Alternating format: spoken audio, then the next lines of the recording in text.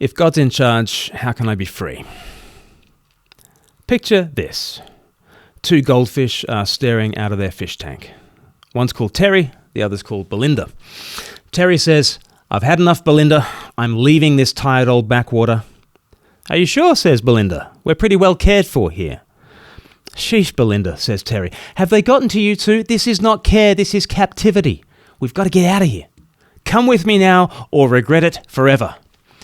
I'm good, thanks," says Belinda. "Fine," says Terry, taking one last gulp of water. "You enjoy your prison cell. I'm going to breathe free."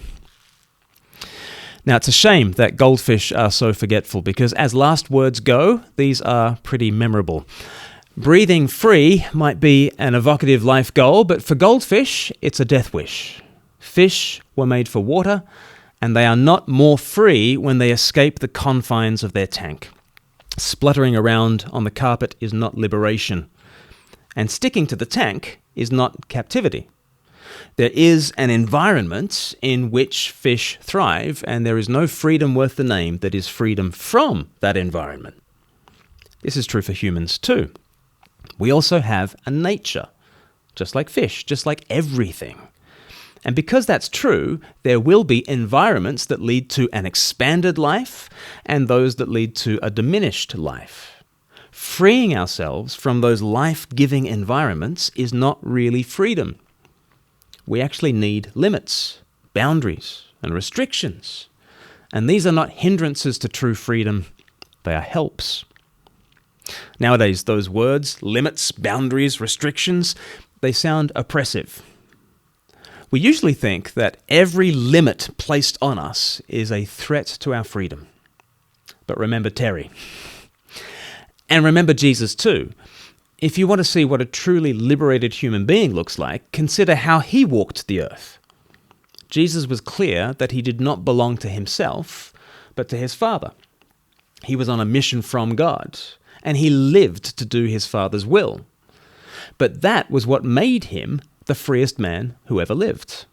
He walked around planet Earth like he owned the place. Secure in the love of his Father, he was undaunted by any and every challenge. And by the Spirit, he invites us to enjoy that security. We were made for the love of God.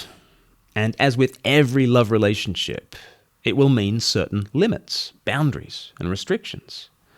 But these don't inhibit us, they enliven us. We are most free when we are most at home in this life-giving reality. Our modern view of freedom is usually understood as freedom from limits. But Jesus told a series of stories in Luke chapter 15 about breaking free in that sense. And in none of those cases did it go well. A coin gets loose from its purse. A sheep gets loose from its flock. And a son gets loose from his family. In each case, they don't end up free. They end up lost. This is a powerful lesson for modern people to learn. Too often, we proclaim ourselves liberated when really we're lost.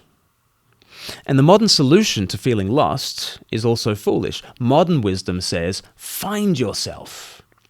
But 30 seconds of thought reveals this to be terrible advice. If you are lost, the last thing you need to find is yourself, because you're lost, and finding a lost person is never much help. Lost people who find themselves will find that they are lost, which is no great find. When you're lost, you need to find home. And when you're home, you can simply be yourself. That's freedom. The good news of the Bible is that someone has come to us from our ultimate home, from that love of the Father. Jesus, the freest person who has ever lived, he can teach us what freedom is. More than that, he can bring us into an experience of this life-giving freedom, a freedom that means joyful surrender to the most loving embrace. Goldfish were made for water. We were made for the love of God. When we make our home there, then we are free.